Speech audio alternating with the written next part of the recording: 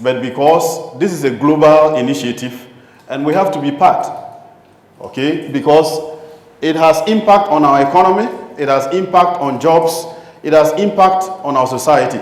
So if we get involved on time, then we will not be left behind. So it's good that we want to go net zero. Now, government has gone a step further to develop a transition investment plan, which will cost us about 500 billion. Obviously, we don't have this money. I don't know if we are going to get it in future, but we can make a contribution. The only resources you need, money is not the only resource that you need to solve a problem. Even with no money, we can still do much. Okay, so I am going to present a few things that we can do to support government's initiatives. We are not doing something parallel to what government is doing, but let's do something that will help reduce the cost and also help in terms of the technology aspect to speed up the process. These are some of the members. TBEC, the Net Zero Carbon Emission Lab, Energy Commission, Ministry of Energy, Ghana Atomic Energy Commission, Bui Power Authority, and DC L'Afrique. Now, please, can we go back a bit? So far, we have not registered many members from the Energy Commission, Ministry of Energy, Ghana Atomic Energy, Bui Power Authority. I'm hoping that today we will get some members from there to begin to discuss activities in this SIG. Please.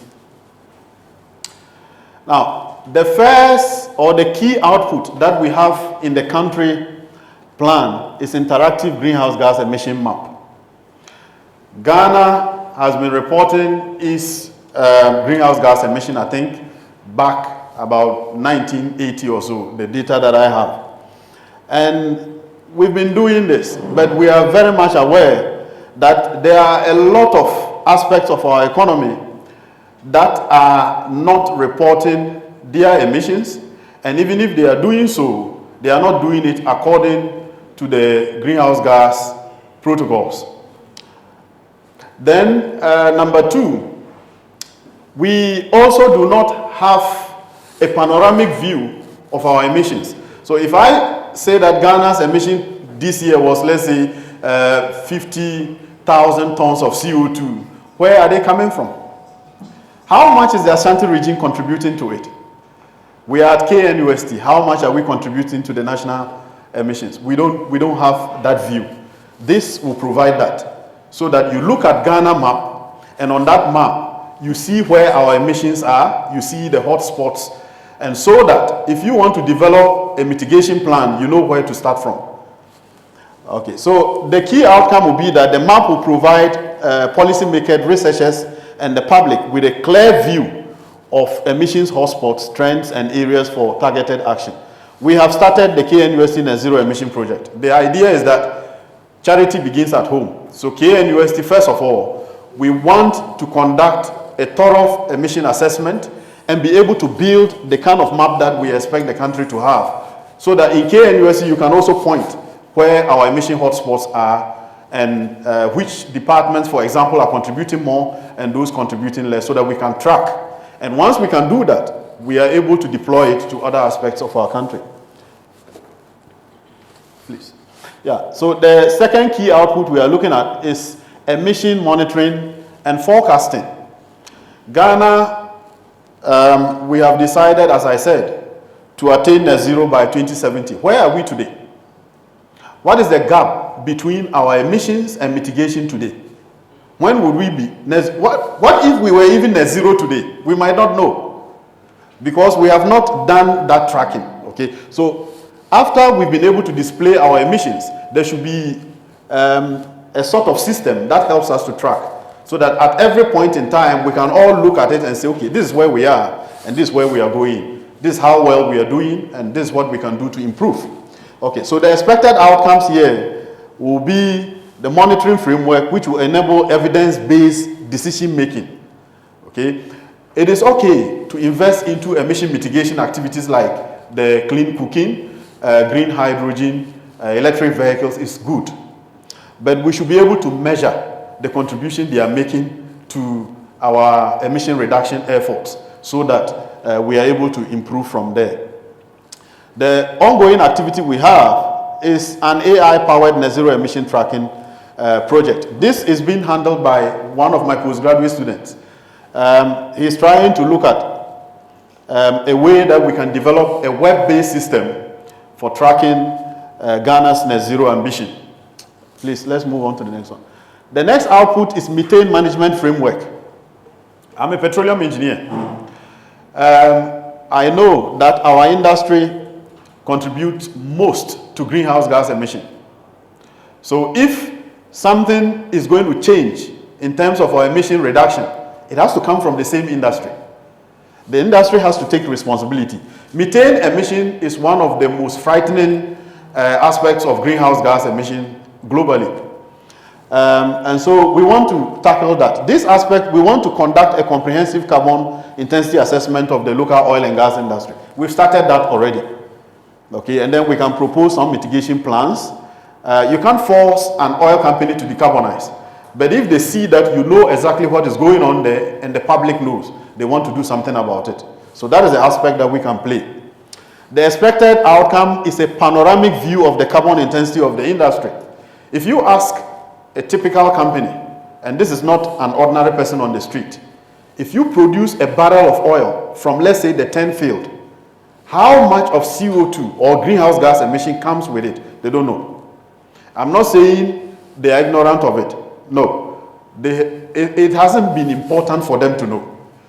Okay? So if we get to a point that becomes important, and we know that every barrel of oil produced from, let's say, the Jubilee field, this is the CO2 coming with it, and we can improve and say, okay, the next 5 years, we want that to reduce by this amount, then we are tackling carbon intensity of the industry. Some ongoing activities here is a project where we are conducting assessment and comparative analysis of the carbon intensity of the 3 producing fields in Ghana. So all the 3, we are looking at them and comparing which one is doing better. So if a paper is published out there and they look at it, 10 field, for example, is a troublesome field that produces a lot of greenhouse gas emission.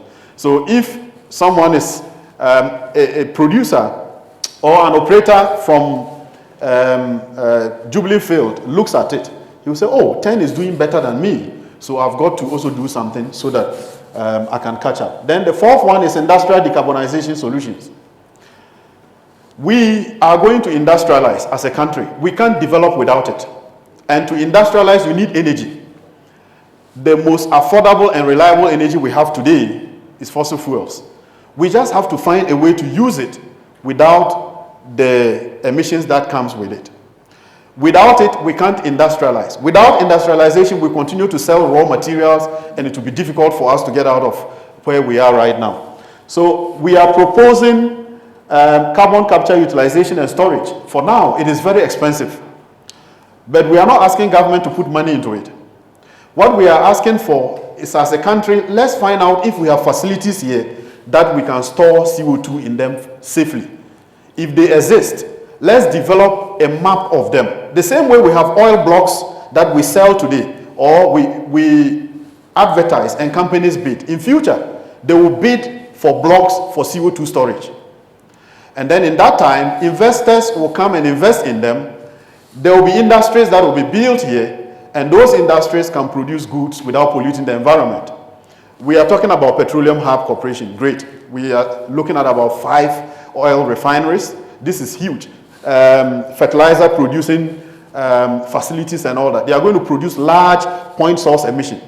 If we know where these facilities are that can store CO2, we can site our factories and facilities closer to those areas so that when they produce large point source emissions, we can just capture them and store within those facilities. That's what this activity will do. Expected outcome is effective plan to sustainably utilize fossil fuels for the industrialization to power economic growth.